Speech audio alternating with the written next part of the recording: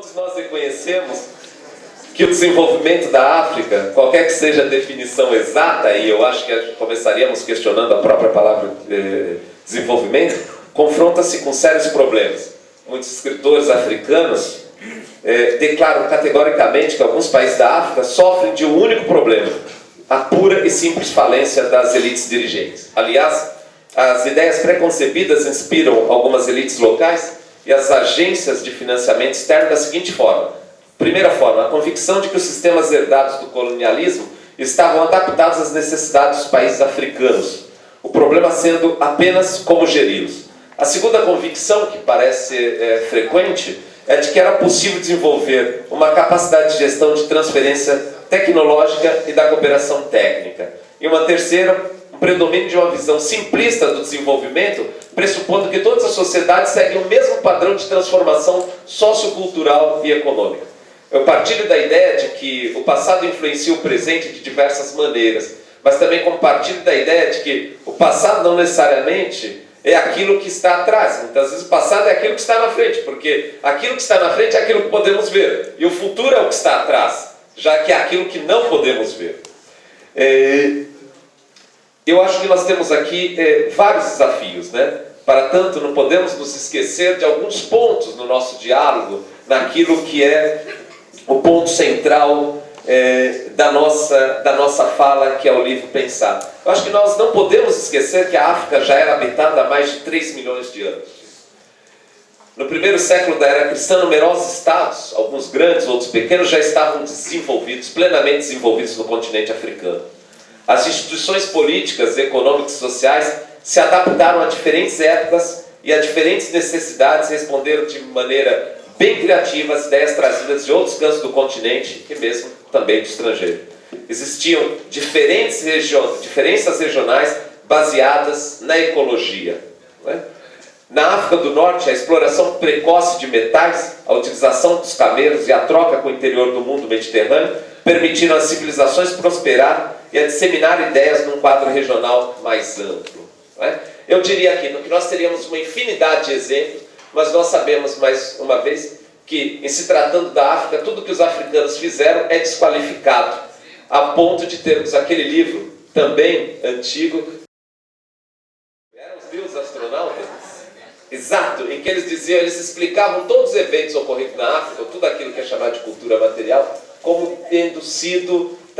Tem um saco preto ali atrás, professor Emmanuel, est-ce que tu peux... Ah, oui.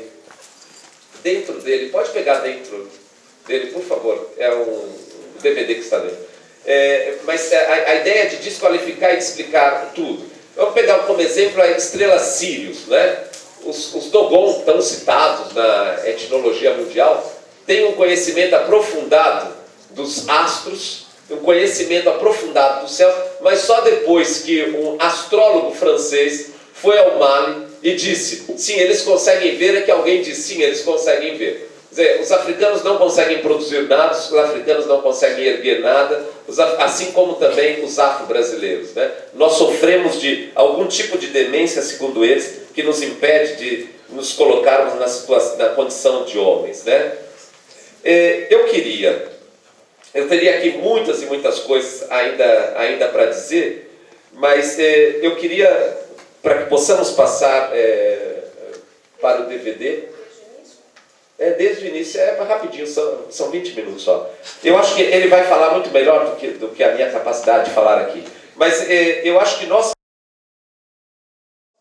temos que pensar aqui no Cladim, nessa mesa, em outras mesas, qual a luta que faremos, que tipo de trabalho teremos que construir, que tipo de parceiros teremos que estabelecer para que a sociedade ocidental não encarne o futuro de todas as sociedades. Eu acho que é esse o nosso grande desafio, né? Nós não podemos continuar seguindo o mesmo modelo, que é aquele modelo que parece ter sido importante para as sociedades ocidentais, mas que não obrigatoriamente é aquele modelo que nos interessa. A missão civilizadora dos países ocidentais transformou-se em missão de ajuda.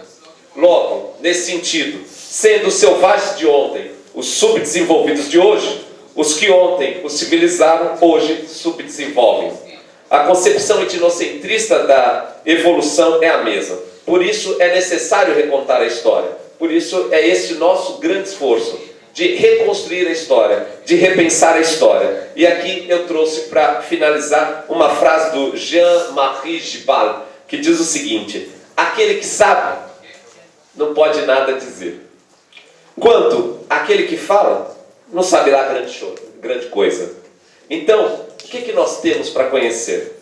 Onde é que está o mistério? Eu acho que então o nosso grande desafio aqui, eu diria que é construirmos essa ponte sobre o Atlântico que permita a sexta região da África alcançar os objetivos que serão objetivos não só dos africanos, não só dos afro-brasileiros, mas eu acho que quando falamos de africano e afro-brasileiros, é a nossa possibilidade de fazer com que a grande marcha que nos últimos anos foi empreendida pelo Ocidente e que é uma marcha em direção à morte, possa ser evitada. Eu acho que sem ter aqui qualquer tom romântico, eu fico pensando que é esse o nosso grande desafio.